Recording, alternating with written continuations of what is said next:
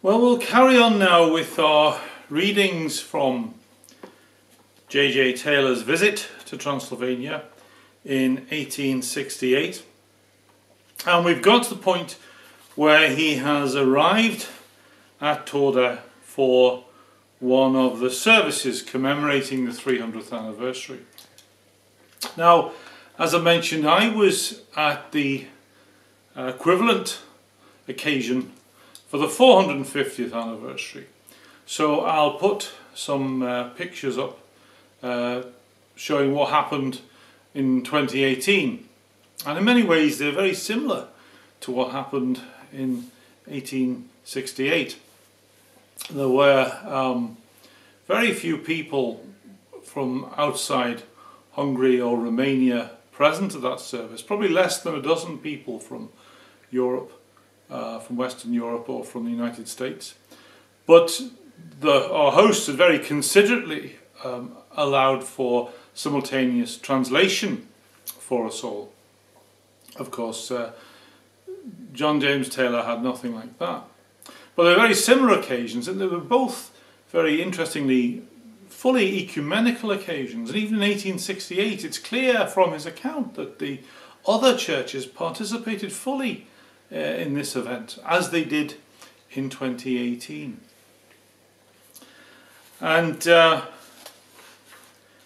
it's interesting also that there was a service of communion included in the service then, which there wasn't in 2018. But of course in 2018 the whole occasion was filmed and broadcast live on national television. So that's one of the differences. But we'll continue with the account of John James Taylor's narrative of the special service in Torda. He doesn't say, but I assume that this service he attended took place in the Unitarian Church in Torda.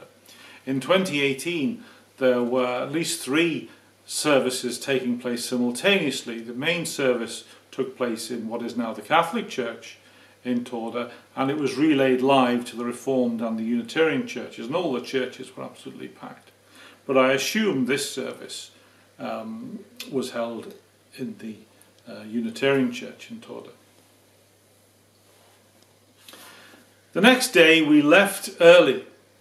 On reaching Torda, my daughter was consigned to the care of the bishop's lady, and I proceeded with Mr. Paget to the consistory, of which he is a lay member. In the midst of the fumes of tobacco smoke, for the Hungarian smokes on all occasions, festal and solemn, except in church itself, I was introduced to the meeting and informed that I had just been elected an honorary member, a mark of respect which on former occasions had been conferred on my countrymen, Mr. Taggart and Mr. Steinthal. As it was now time to proceed to church, the further business of the consistory, with the delivery of the addresses which I had brought from England, was adjourned to the latter part of the day. At the entrance of the church there was an immense crowd, with all that pushing and struggling to gain admission which one sometimes sees at the doors of a theatre on some night of unusual attraction. By the strenuous interference of persons in office, a way was at length cleared for the bishop and the visitor from England and Mr. Paget.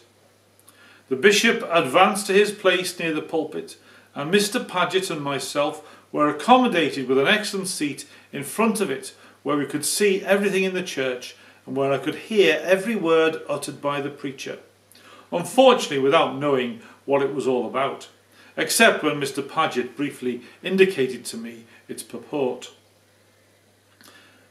Beside me sat on one side, as I think I was told, a Catholic clergyman. The ladies occupied another part of the church, and in the front row, seated by Madame Kreitzer, I discovered my daughter. The church was crowded in every part, containing a pretty full representation of the collective Unitarianism of Transylvania. The service commenced with a hymn composed for the occasion by Bishop Kreitzer and sung to the Hungarian national air. After a prayer, the Rev József Ferencz professor of theology in the college and the chief pastor of the church in Klausenburg, ascended to the pulpit and delivered in a most animated manner, without notes, a discourse of more than an hour's length, which was listened to with profound attention and evidently produced a great impression. The preacher's appearance was very striking. The close-fitting, braided Hungarian coat, which clergy and laity wear alike, and the black cloak with velvet collar thrown loosely over it across the shoulders, had a very picturesque effect. I heard high commendation on all sides, from Catholics and Calvinists as well as from Unitarians, of the large-hearted, generous and Catholic spirit of this discourse. The Lord Lieutenant of a county, himself belonging to the Reformed or Calvinistic communion, expressed in my hearing his hope that it might be translated into French and German. The deep regret I felt at being wholly unable to follow it has been in part removed by a translation of it into English by my friend Mr. Gabriel Uzzoni, which he has had the goodness to forward to me.